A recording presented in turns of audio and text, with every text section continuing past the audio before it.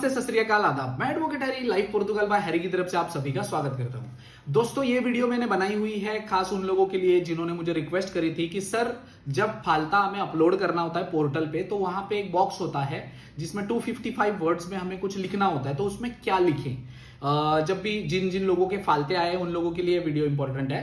तो जो फालते आते हैं बहुत सारे लोगों को, कई लोग अभी एक क्लाइंट आज का ही था, किस्सा मुझे शेयर करना मैं चाहता हूं आपके साथ कि एक क्लाइंट आया था, उनको सिर्फ वो पोर्टल पे सबमिट करने के लिए और उनका एक कुछ तो डिक्लेरेशन बनवाना था, उसका उन्होंने बोला कि आपको 350 यूरो देने पड़ेंगे। तो क्लाइंट मेरे पास है, सर 350 यूरो ले रहे हैं मेरा फालता पूरा क्लियर करने के लिए, तो सर जी दे दूं मैं उतना दे सकता हूं। मैं क्या सर, देखो नॉर्मल सा आपका फालता है, उसमें आपको 350 इतने तो चार्जेस देने की जरूरत है नहीं, ठीक है। कई लोगों के करने के अभी चांसेस हैं, तो एज यूजुअल सब लोग अपना लूट ही रहे हैं, तो मैंने सोचा कि आपको अवेयर किया जाए, आपको वीडियो में ही बताया जाए कि आपको करना क्या है, क्या लिखना है, क्या डॉक्यूमेंट्स हो सकते हैं। तो आपको ज्यादा, अगर आपको पता रहता तो आपका ही बेनिफिट है ना। तो मैंने सोचा चलो एक वीडियो बना देते हैं। तो डजेंट मैटर कि लोग अपने अपने हिसाब से चार्ज करते हैं, वो उनका पर्सनल क्वेश्चन है, बट 300 350 ये बेसिकली बंदा एक 800 यूरो सैलरी कमाता है, उसमें भी हाफ से मतलब 40 से 50% वो मांग रहे हो आप, तो बहुत ज्यादा होता है। चलो ठीक है, कोई चक्कर नहीं है, अपने अपने रेट होते हैं, वो अपने हिसाब से वो लोग करे, हमें कोई प्रॉब्लम नहीं है। तो फालता जिन लोगों को आए हुए हैं उनको बेसिकली जब आप पोर्टल पे लॉगिन करते हो तो वहां पे एक बॉक्स आता है, आपको 255 वर्ड्स में आपको उसमें लिखना पड़ता है कि क्या है। लिखे नहीं लिखे कुछ फर्क पड़ता है, कोई प्रॉब्लम नहीं है। अगर आपको कुछ लिखना नहीं है तो मत लिखिए, आप सीधा डॉक्यूमेंट अपलोड कीजिए और सबमिट कर दीजिए। अगर आपको लिखना चाहते हो तो क्या लिखना है वो भी मैं आपको बता देता हूं। बेसिकली दो तरीके के लोगों के लिए ये वीडियो बेनिफिशियल होगा। एक तो जिनके पास ऑलरेडी फालते के डॉक्यूमेंट हैं, जैसे पीसीसी मांगी है, सोशल सिक्योरेंस मांगा है आपसे, या आपका फिनांस की कॉपी मांगी है, तो आपको वो सबमिट करने के टाइम पे आपको वहां पे लिखना होता है बेसिकली, अगर आप लिखना चाहते हो तो। नहीं तो कोई प्रॉब्लम नहीं है, उसमें आपको कंपलसरी लिखना नहीं होता है, ठीक है।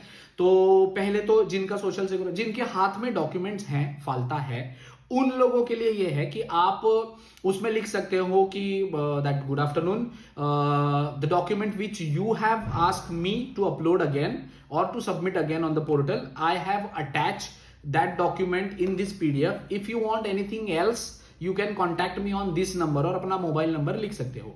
अगेन उसके साथ में अगर एक डॉक्यूमेंट है तो आप इतना लिख सकते हो, अगर आपके पास 2-3 डॉक्यूमेंट है तो सोशल सिक्योरेंस, फिनांस या पीसीसी और कुछ मांगा है आपसे, जुनता मांगा हुआ है, तो आप उस पर लिख सकते हो कि I am attaching this 4 documents along with this, and please check it and confirm it.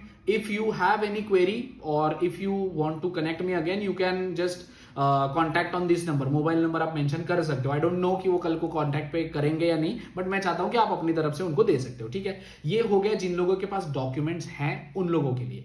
दूसरे जो लोग हैं जो टाइम एक्सटेंशन के लिए लेते हैं, तो कई लोग ऐसे हैं कि जो महात्मा गांधी सेंटर में जाते हैं, वहां पे टाइम एक्सटेंशन लेते हैं, बट अपने पोर्टल को अपलोड नहीं करते, अपडेट नहीं करते। सबसे पहली बात तो मैं आपको बता दूं, जो भी फालता, जो भी टाइम एक्सटेंशन, जो भी चीजें आपको करनी है, मुझे ऐसा लगता है कि आपको पोर्टल पे अपलोड करना बहुत ज्यादा जरूरी है। पोर्टल पे क्यों करना जरूरी है, जैसा मेरा अभी पास्ट एक्सपीरियंस रहा है, जिन लोगों के फालते हमने सबमिट करे, मैं 3-4 लोगों के फालते जो मैं आपको बता रहा हूं, जिनके कार्ड आए हैं फालता सबमिट करने के बाद।